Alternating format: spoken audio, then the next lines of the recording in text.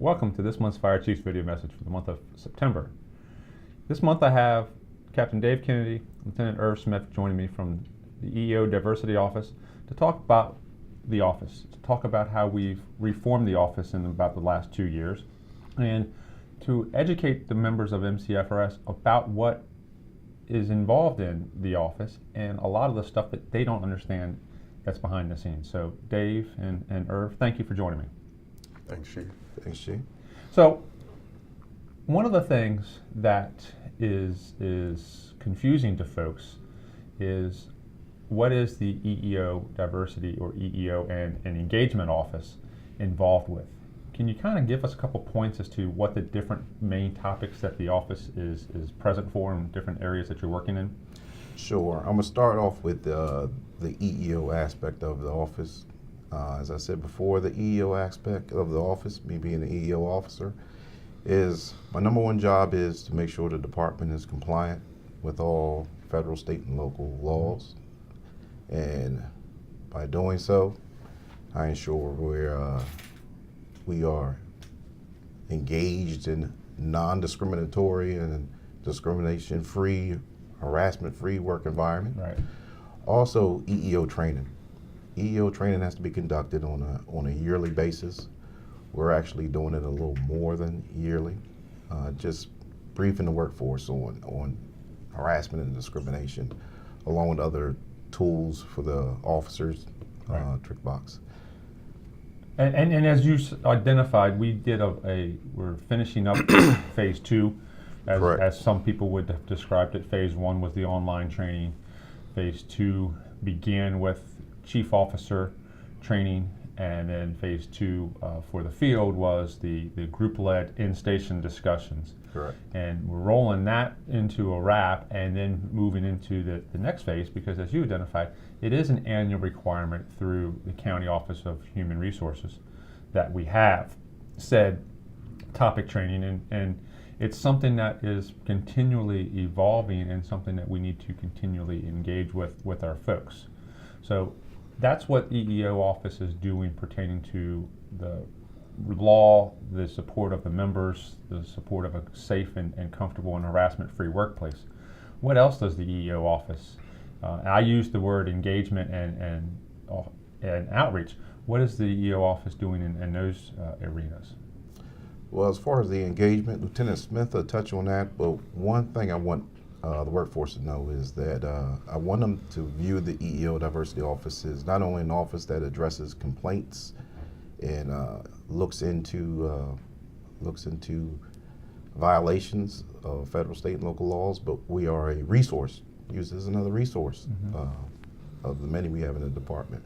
And Lieutenant Smith will go over the different engagements we've been doing with the community. And when you say engagement, I just want to differentiate between engagement and Pub ed and outreach. They're all different. Yeah. Yes. Yes. And Captain DeMint is in charge of our engagement portion of the office, and he's doing a fantastic job with that. And with that being said, we've come up with a vision statement of our community engagement, and I just want to share it with everyone in the department. Our growing diverse community of new friends, family, and organizational partnerships are just the beginning of a lifelong commitment to our valued neighbors. To develop such relationships, it takes more than simply hanging messages on doorknobs. It means opening your minds to an inviting and viral gateway of learning things about our other cultures and beliefs that are different from yours. Right. And that's something, as people hear me talking about it, I say opening doors. And when Dave and I first started this, we identified faith leaders as one of our main community groups that we needed to engage with. Right. Montgomery County has been identified as the Montgomery County model of a faith community-led organization that partners with the government and has a support network in place. And Reverend Caseman and the members of the faith community there are a very powerful resource and tool. Absolutely. And when we first got engaged with them, I recognized immediately that they were somebody that we needed to be aligned with and be a partner with. So as every person in that group that Casey is the leader with, every door that opens into a different faith community provided a different engagement opportunity, as you identified there, for us to be in their community explaining and answering questions about what MCFRS is. Yes. And that's just one example of the doors that were open when we engaged with the faith leaders group. Another one was Bruce Adams and the county's Office of Community Engagement. And no doubt, as soon as Dave and Bruce got together, I mean, you clearly recognized the different contacts and the points that Bruce has within his office within the community. And then again, that opened up another whole hallway full of doors to be out there. And one of the things people have asked recently, and the engagement is the very good way of describing it, is it's not pub ed. It's not community outreach as far as smoke detectors and fall safety and home addresses. It's engaging the community about MCFRS. Some of those events are large and community-based events where absolutely you will see fire apparatus for the outreach portion and pub ed part, as well as folks from the EEO and community engagement. Some of those meetings are small table discussions with advisory components within those organizations, and as such, those events are ones that the station folks aren't aware of, and there's a lot of those that go on all the time as we go forward. And so that's the law component and engagement and the community engagement activities. Is there anything else that you would describe as the roles that the office is supporting me as we move forward? Yes, I want to say, as far as not just the EEO portion, as far as the laws, and also as far as the engagement portion, but diversity within itself. The engagement takes care of the diversity within itself. This is one of the most diverse counties in the country, and by, like you mentioned, Mr. Bruce Adams' Office of Community Partnership has liaisons for each diverse community in the county.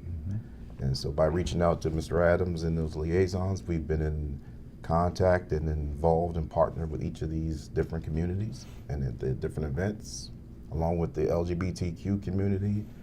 Montgomery County Public Schools, we mentor 3 elementary schools throughout the school year.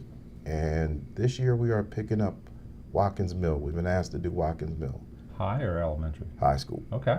Yeah. So we already do elementary. Now we're doing Watkins Mill High School.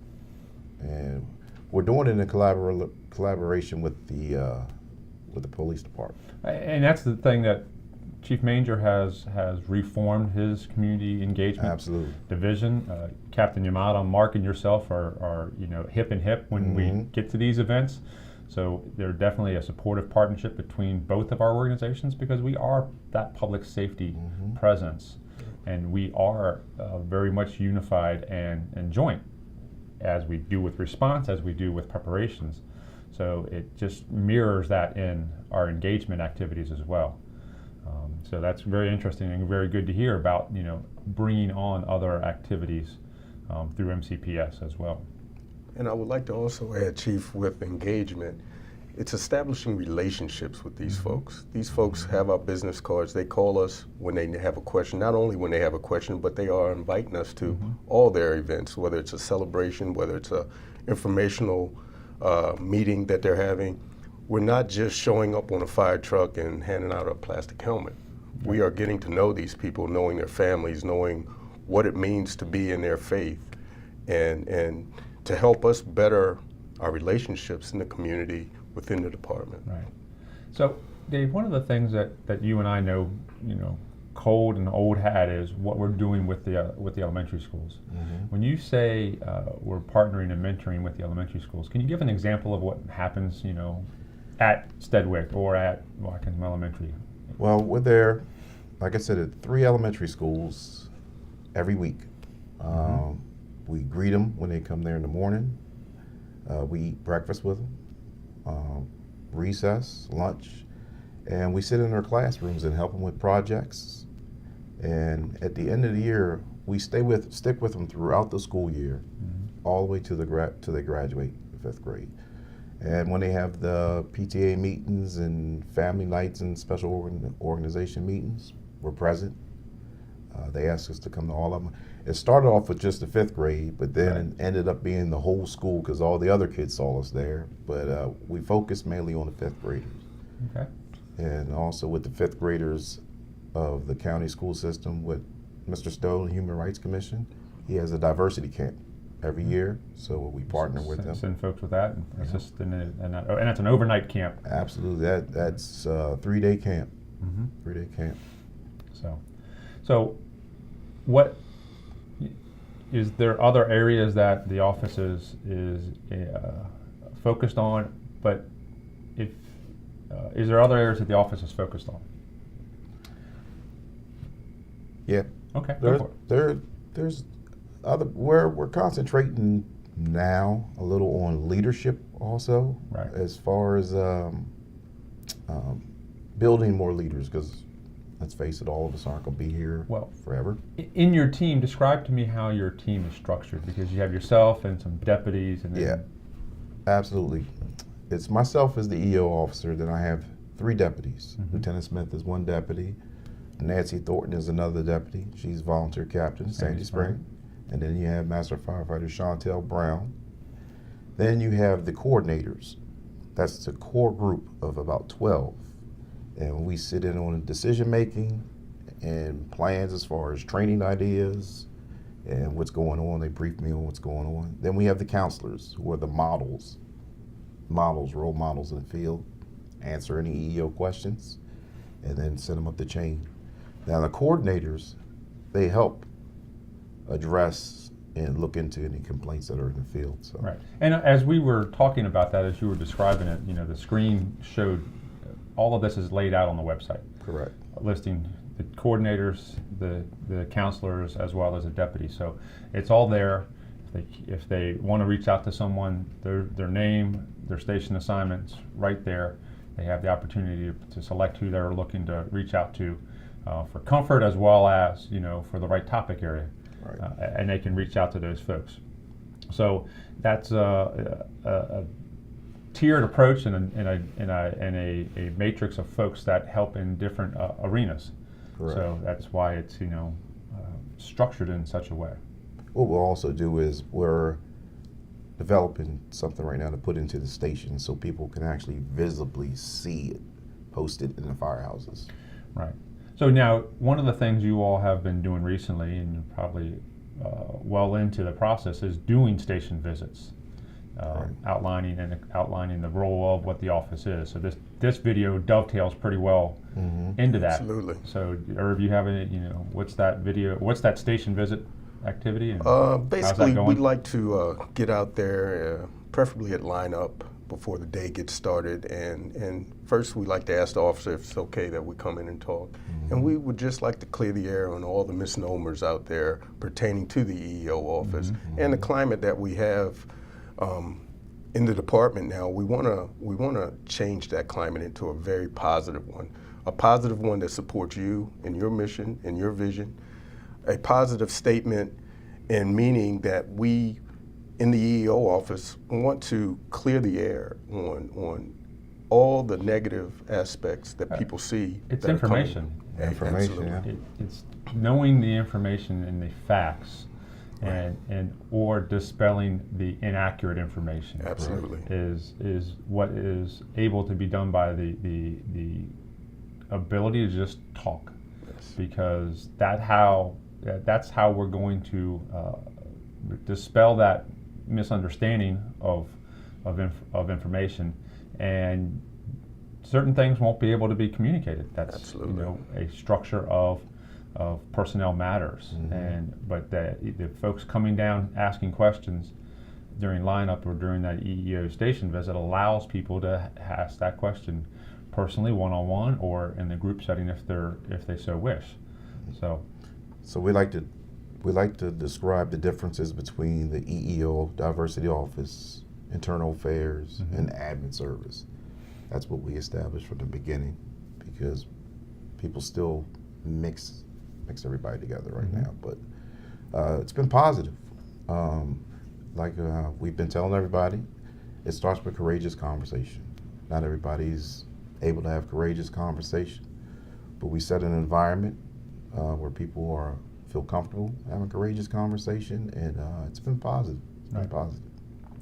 So one of the things, and we talked about this, and we were originally going to have yourself and Michael Brady here together. Michael Brady is the IA program manager, and he'll be with me next month, talking about the IA office and some of the other components that they do, because it's not strictly investigation actions. There's many different things that they have, a role that helps all members of the department. So Michael will be here in those seats next week, next month, for that component. And there is clearly a difference between admin, IA, and EEO. Correct. And when something comes to you as a complaint, as a concern, you look into it, you do some informational gathering, you determine if it is a EEO violation, and then if it's not, you refer it to the right place. Correct. Station management. Station management.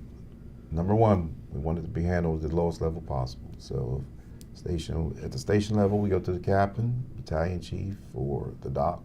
But that's another part of the misinformation people have been getting. We let them know, hey, we go at the lowest level possible. Right. Excellent. So, anything else you want to add about the EEO office before you bring your question up? One thing Lieutenant Smith and I both would like to say is, in the beginning, we sent a FRS All invite to anybody who was interested in being part of the EEO team membership. Right. And that's still open. So it's an open activity, and you've had people come and go. And we've had people come and go because, again, people have different ideas about the EEO office. But we've gotten some good people, and we got some hard workers, and people are excited. And there's different niches, and there's different capabilities that are within the office that someone may not be aware of. Someone may fit into that very well in part of the engagement activities, part of the informational or training activities. So there's definitely different capabilities that the office has room or opportunities for someone to join. Yes, it's so much to do, and I have to say, want to thank Lieutenant Maria Brown. She's been handling the school coordinator program. I mean, she's been phenomenal. Like I said, that's a different niche, and it's something that's very unique, and it's something that Maria has stepped into and handled as a champ. Absolutely. And is very much received by the kids and the principals at those schools. Absolutely. And the team members, so no doubt.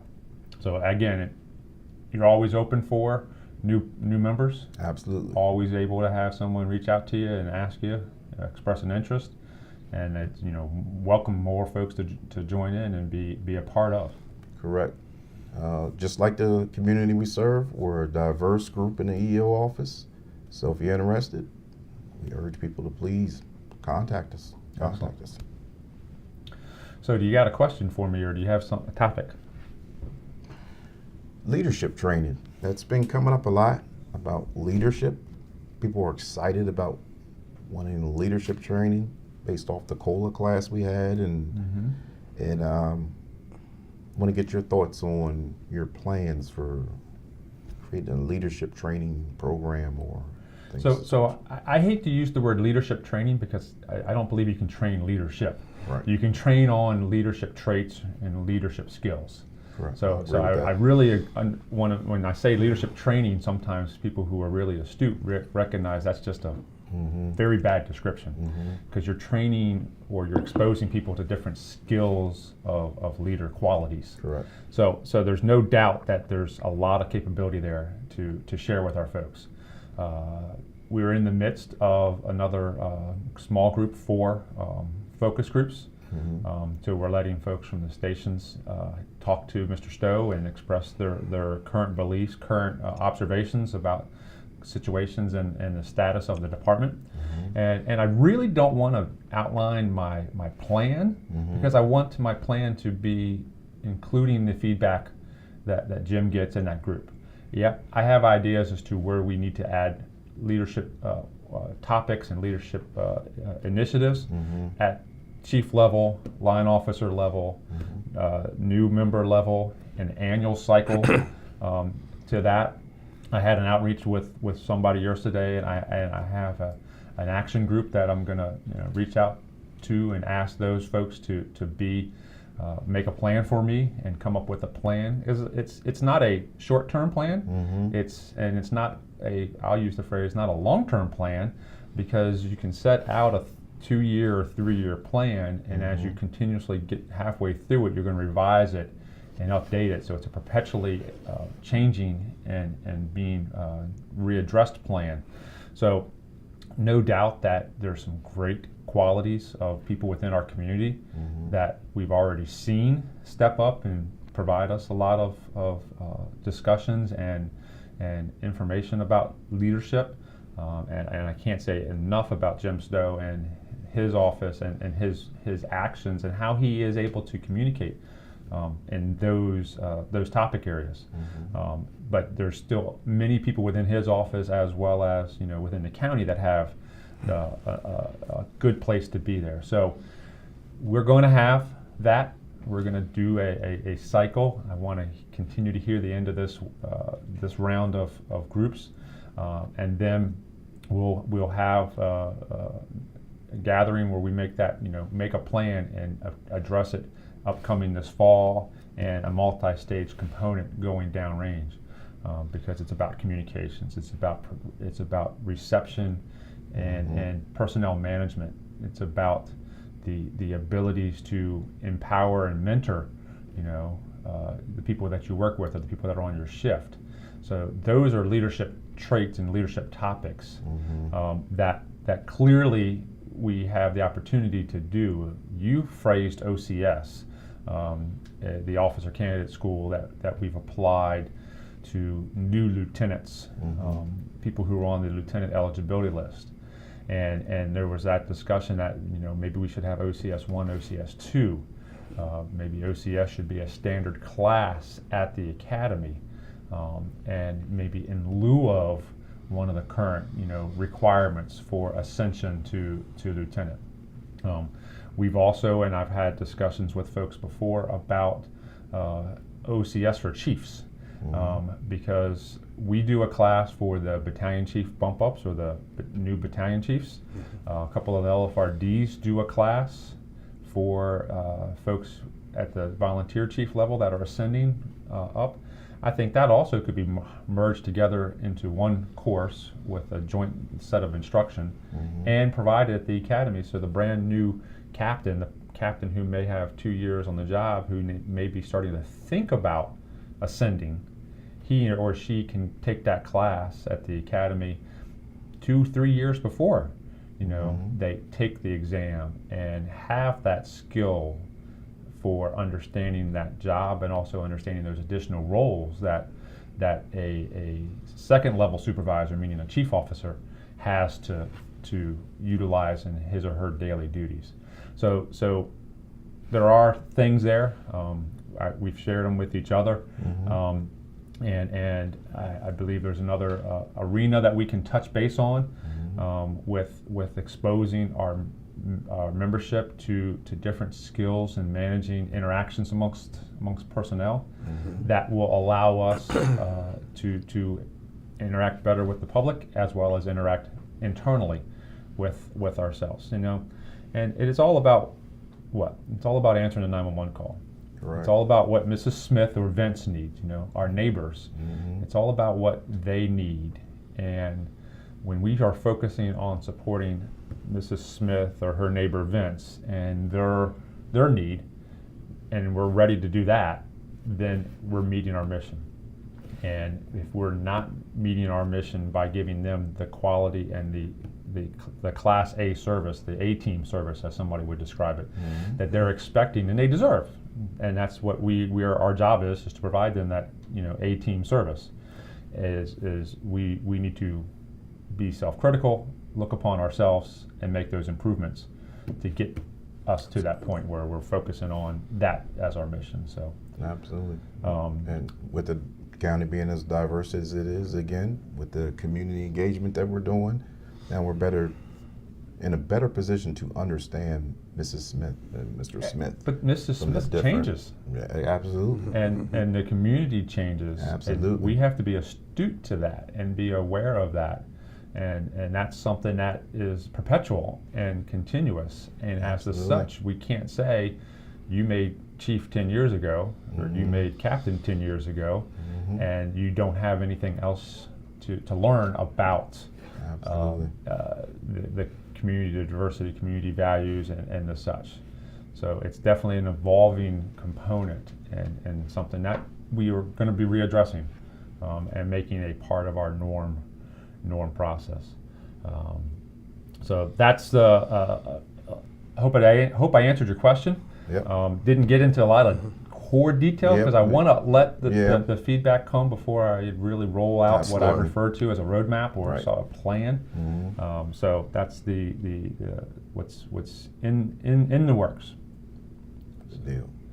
So like I said, we still got 2 more of those sessions upcoming before we get through the 4 of those. One for ABC shift and one for the LFRD members. And that's a good opportunity for us to have feedback and hearing from the men and women of the department. So thank you for supporting that and setting that up, and as we process through those. Anything else to add? Again, I'd like to thank a lot of the team members, all the team members, the work they put in. Like I said, I mentioned Lieutenant Maria Brown, also Master Firefighter Darren Carter, because he's her second in command as far as the schools. Right. And then I have to thank Lieutenant Shelley Wheeler, who just jumped on board, and Lieutenant Mike Weimer, who just grabbed a flag, and they send like 15 emails with all these ideas a day. So that's what we need, and that's the passion that everybody has in an office. So again, I'd like to thank them. Good deal. Good deal. So one of the things that we always like to do here, I always like to do here, is recognize some folks for achievements. Yeah. Because there's 3,000 of us, Yeah. within the department. There's a lot of amazing stuff going on, and it's really a great honor for me to be able to say thank you this month to our Olympians, our athletes. We had the World Police Fire Games recently in Fairfax County. This year's cycle, it was in LA.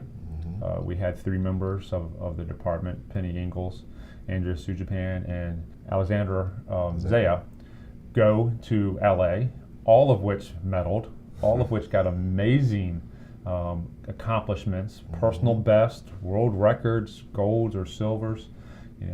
It was a great opportunity for us to have them represent the department on the worldwide level, because this is the World Police Fire Games, and it's capability that most of us didn't know about or wouldn't have known about, what their traits were, their sports were, and how they actually are record holders and quite highly rated in their individual components. So great accomplishments, and great thank you to those 3 for that as well. So wanted to pass that on. Well, I'm a little partial to Zaya Yeah, boxing, you helped them. and Zaya's going to owe me lunch, because I think the Kennedy family had a hand in that a little bit, but we'll talk about it later. But again, congratulations. No, they all did a great job, and absolutely. it was great support that they were able to get out there and do that. Absolutely. So for the month of September, we wanted to remember, schools are back in session. We definitely have the big yellow buses around. Traffic is a big deal. As we go through the fall, as we do with our kids going back to school and learning, we always have to learn, and our training activities are ongoing. So remember that school's in session. Remember about the safety of walkers and early morning bus school stops. As we talk about This monthly session, we still have folks in Texas as well as Florida, our firefighting families as well as our possible personal families that are impacted by the impacts of Hurricane Harvey and Irma, and members from our department that are still deployed to the Florida area in support of the Irma response activities. So always a thought and a reach out for those folks, both in our public safety profession as well as our personal families that are impacted by those storms. Talk about readiness.